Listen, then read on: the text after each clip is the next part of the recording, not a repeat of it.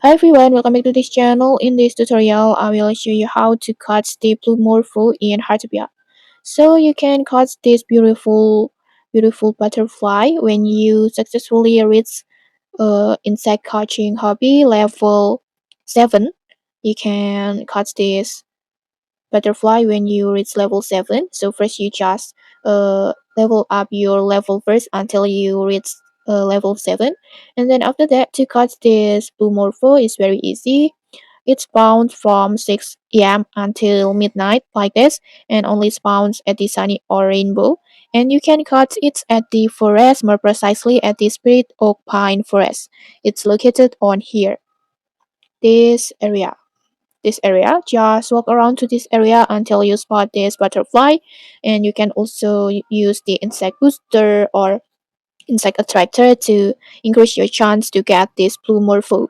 And okay, that's it. If you found this helpful, don't forget to like, comment, and subscribe for more tutorials. Thanks for watching, and see you.